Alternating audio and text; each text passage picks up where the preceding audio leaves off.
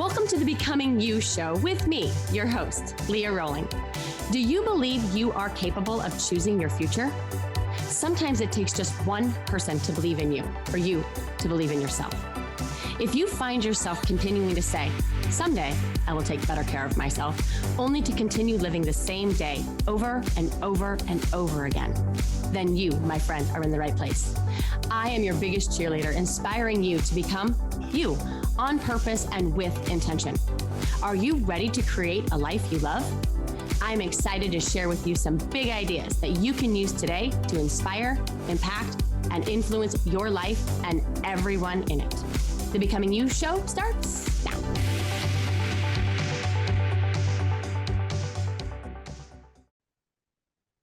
Hello, my friends. How are you? I hope you're having a great month. How is it going? Right? Have you checked in with your day, your week, this month, this year? It's going to be June and 6 months are gone. What's been going on? And how have you been showing up? Have you noticed? Have you been intentional about it?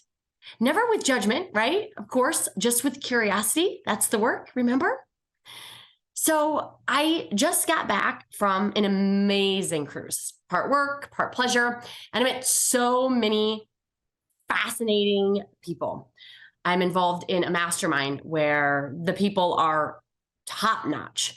They hold high regard for what I would consider the highest values: kind, abundant-minded, collaborative.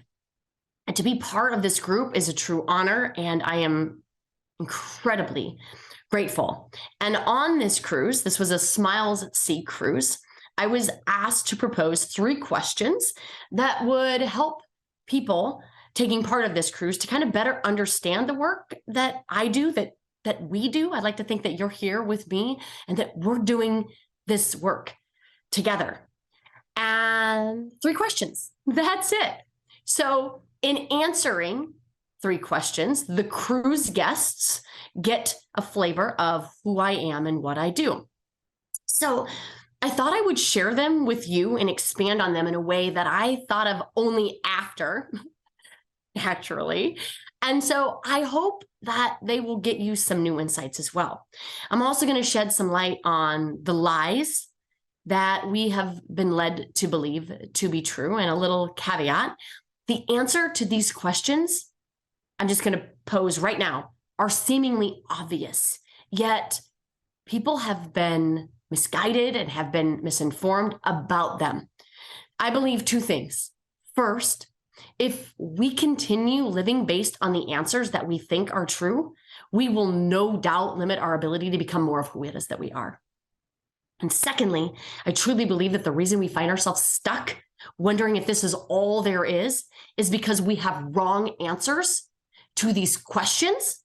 Either that, or we just plain are asking the wrong questions. So, but before I get to the questions and the answers, I wanted to share with you the walkout song that I chose. Now, there were lots of them to choose. And if you feel like you have a really good one, let me know. But I received some amazing ones from the leader of this mastermind, Elijah Desmond. And I played a few of the recommendations that I received for my kids. And Logan and Max were playing, they were just like, yeah, they're all great, not very helpful. And Levi, my middle one, was like, none of them are great. Again, not very helpful. But as the days passed, a good friend of mine said, oh my gosh, Leah, you need to listen to Trust Fall by Pink. It's awesome. I hadn't even listened to one word, nor did I know what kind of beat that it had, but I knew that this was going to be my song. And if you haven't heard it, listen to it. I won't break down all the lyrics, although Actually, that would be a really amazing podcast, but for a different day. But basically, the words imply that we live in a world where we are conditioned to believe that there's not supposed to be adversity, that people are supposed to be more like how we want them to be and less like they are.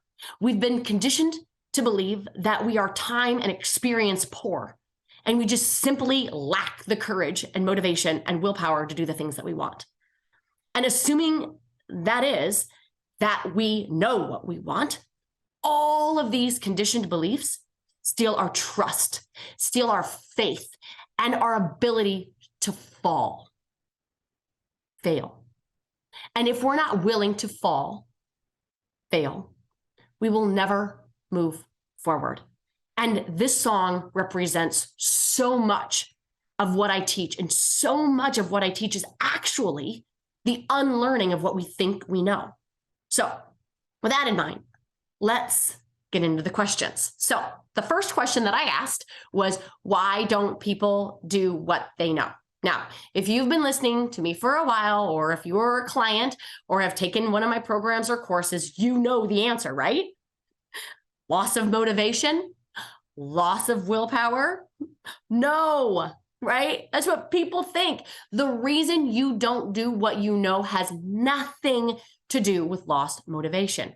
Actually, I would challenge that there's no such thing, right? You didn't lose your motivation. It's not like you can search up the house to find it. It's not like you can just order some more of it on Amazon to replace it. You haven't lost motivation. You have just stopped looking at it. So that's the first lie that I wanted to call out, right? The second lie is that people think they just need more willpower. If they had more willpower, then they would stick to whatever it is that they knew how to do. But we don't need more willpower. For willpower, by definition, is fleeting. It's temporary. Why would we want to summon up a short-lived resource? Not to mention, when your willpower fades, and it will, not because you are weak, not because something is wrong with you, not because you lack discipline, character, and stamina, but because you are solving the problem with the wrong solution. The problem, right, remember, is doing what you know. The solution, willpower, okay? And what's worse is that when you rely on willpower, we will inevitably be frustrated with ourselves, okay? It looks like this. Leah, I know that I should get more sleep, fill in the blank. I should work out more. I should eat more on plan. I should drink more water. I should drink less alcohol, whatever it is. I should eat cleaner, take my supplements, work out more, drink all of that, have more date nights, work less.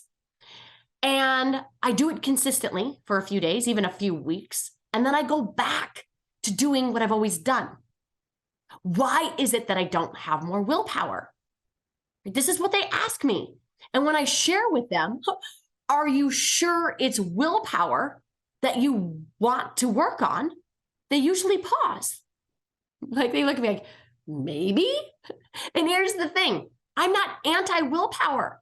I just want you spending time, energy, and resources on the right solution, a sustainable solution, a long-lasting solution, okay? So if more motivation and willpower isn't the way, what is? It's knowing, truly knowing that people don't do what they know.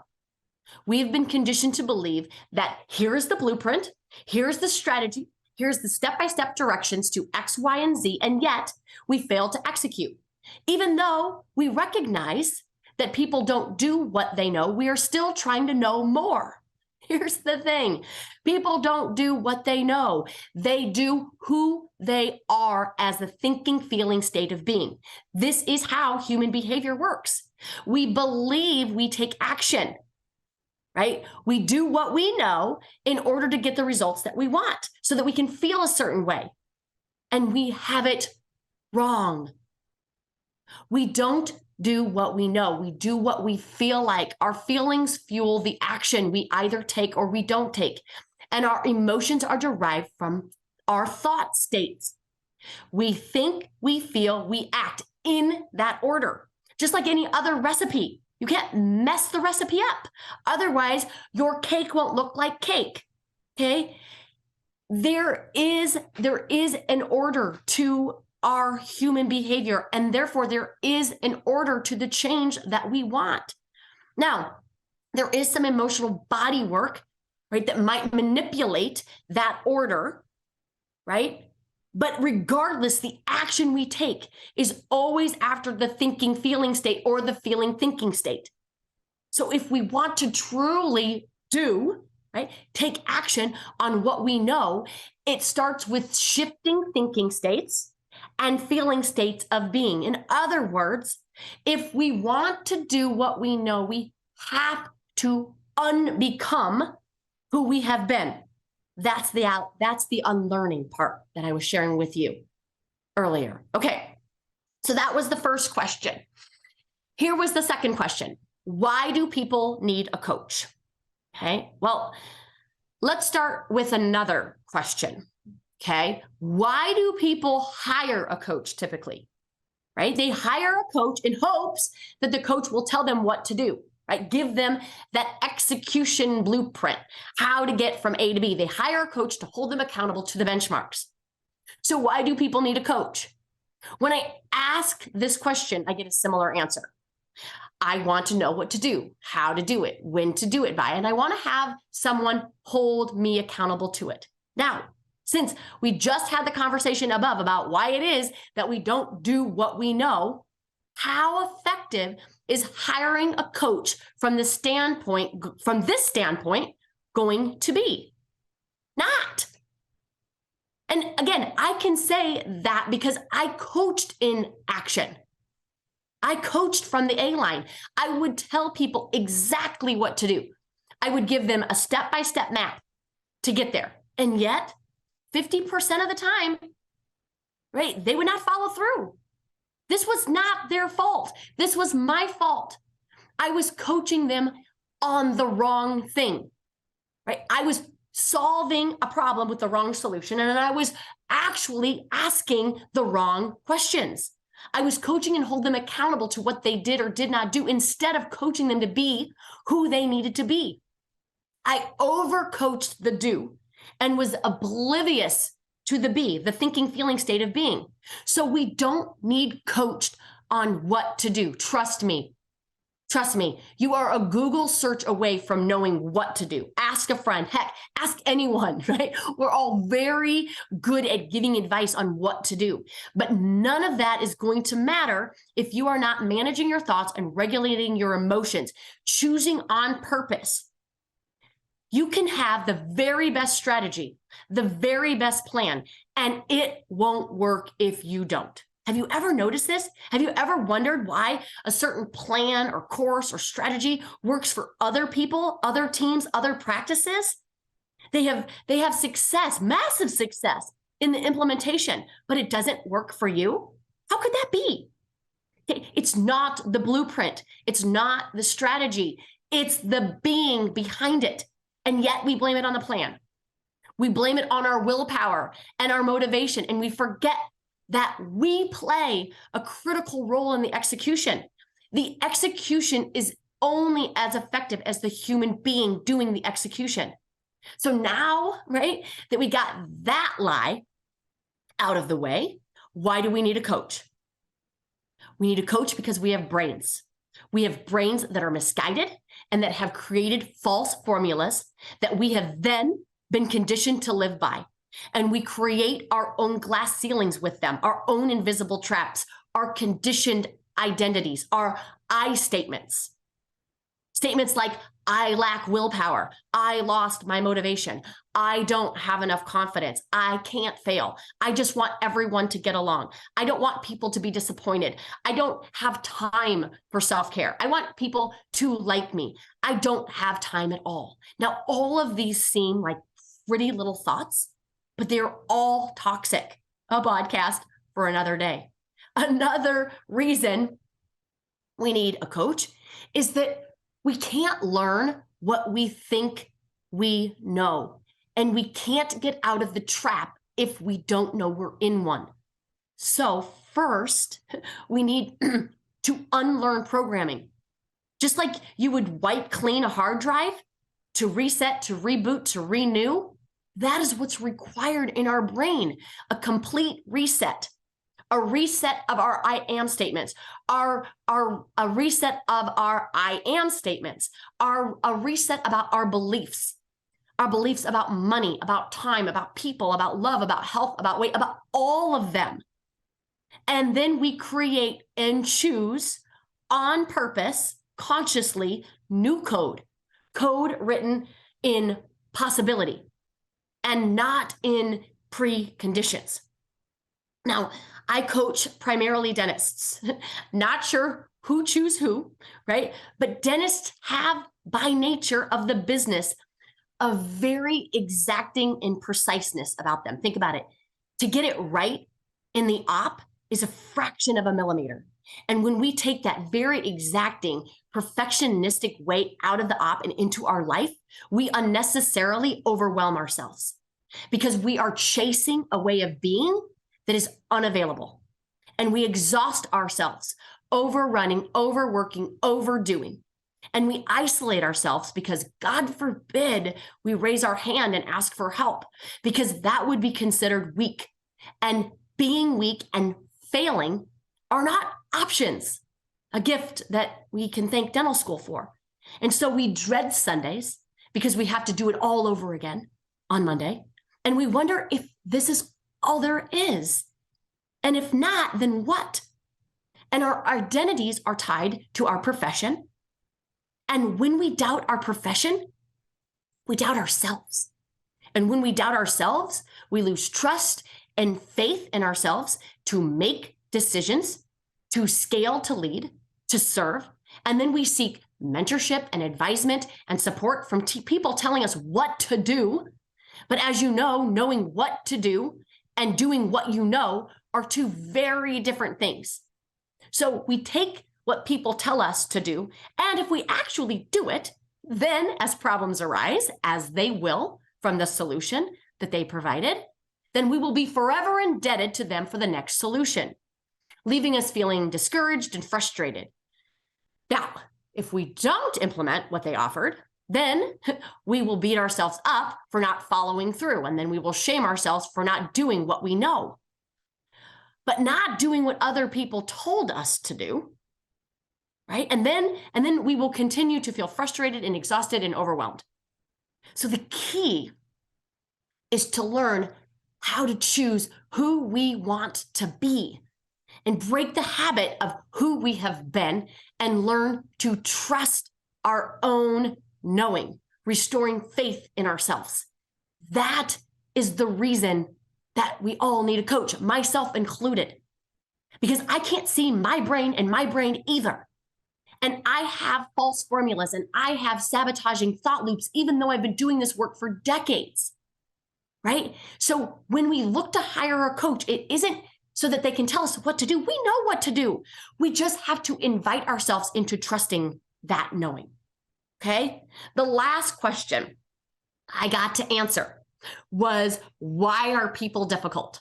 Okay, so I asked the room, right, by show of hands, if they had anyone in their life that was difficult, maybe a team member, maybe their spouse, maybe their children.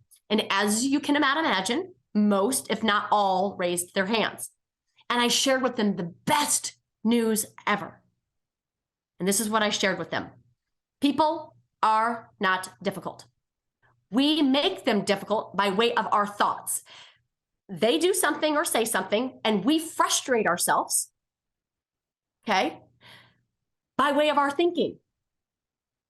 Nothing we experience is outside of ourselves. You have to know that, right? Not for my benefit, but for your benefit. Nothing we experience is outside of ourselves. Do you see how this is awesome news?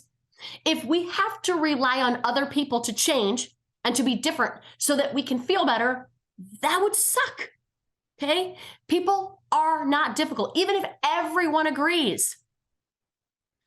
Why? Because you can't take said person and get them tested for being difficult. You can't take them into your doctor's office and say, hey, doc, can you see if this person tests positive for being difficult? No. People are difficult is not a fact. Okay, it's a thought. Difficult conversations, not a fact. It's a thought. We make them difficult. So the invitation, right, is either we need to let go of said difficult person, okay? Or we need to let go that they're difficult. We need to let go of the thought that they're difficult, because if you don't, you will continue to confirm your thought true. You will continue to filter them through the lens of being difficult, finding more proof that you're right on probably something that you don't want to be right about. And even if you do want to be right, guess who suffers thinking that they are difficult? You do. They don't feel your frustration. You do. So unless you let go of the thought that they are difficult, they will forever be difficult.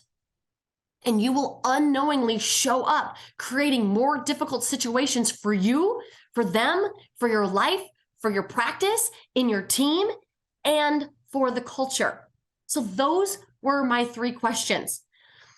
My hope was by choosing these questions, right, it helped the conference guests come away with 3 things. Okay?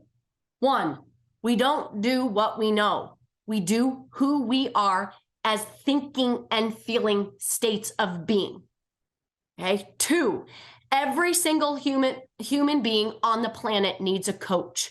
Not because we need to be told what to do and how to do it, but to recode preconditions so that we can choose identity states in possibility, so that we can be the very best executioner of the blueprint of either our own design or one of a mentor or advisor, but knowing that the strategy is only going to be as strategic as the strategizer.